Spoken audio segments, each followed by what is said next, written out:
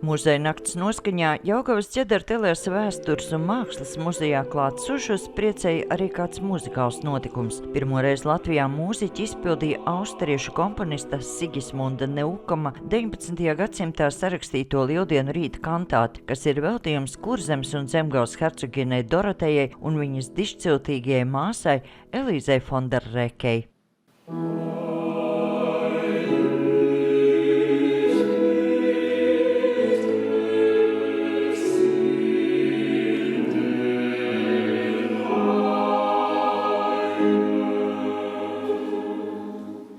Šis konkrētais komponists Sigismunds Neukams bija viens no Jozefa Haidna skolniekiem, viens no tuvākajiem un savā laikā ļoti atzīsts, plaši atskaņots galmu komponists. Savā laikā no Parīzes un Pēterburgas līdz Portugālei labi zināmā galma komponista Neukama sarakstītā kantāte mūsdienu profesionāļiem bijis liels pārsteigums. Komponisti un pianists Solveiga Sauga teica, ka mazliet sajutusies kā pirmatklājēja.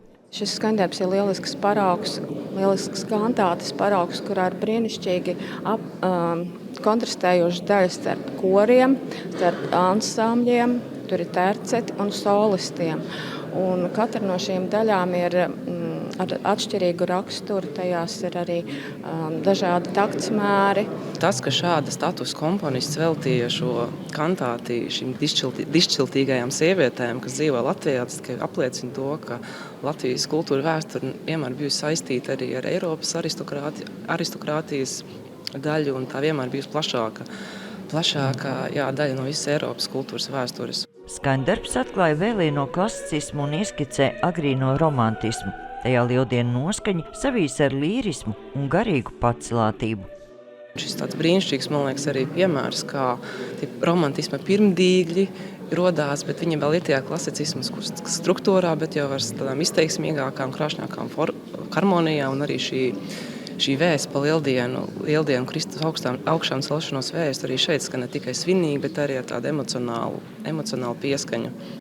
Seno kantāti Jelgavas Ķedara Telers vēstures un mākslas muzejā izpildīja 8 profesionāli mūziķi, kuri atzīst, ka seno skaņdarbu izprast un interpretēt nesot bijis grūti. Tās notis, ko mēs saņēmām, bija senajās atslēgās, līdz ar to tur mazliet jābūt ir zināšanām, bet, kad ar tām tiek galā, tad izrādās tā mūzika ir diezgan, tāda, viņa pati tev ļauj nolasīties, ja?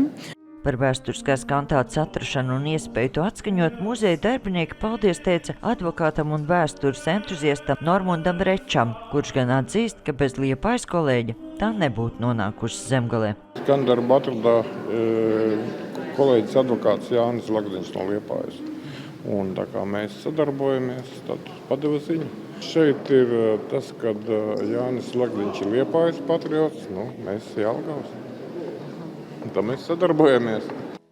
Pieaicinātie mūziķi, tāpat kā Imants Lansmans un citi klātsošie cer, ka šis nebija pirmais un pēdējais Lieldienu kantātes atskaņojums Latvijā, un nākamreiz to varēs dzirdēt Rundālspilī. Sandra Leitāne, Andris Pāns, Vidzemes televīzijas speciāli RTV.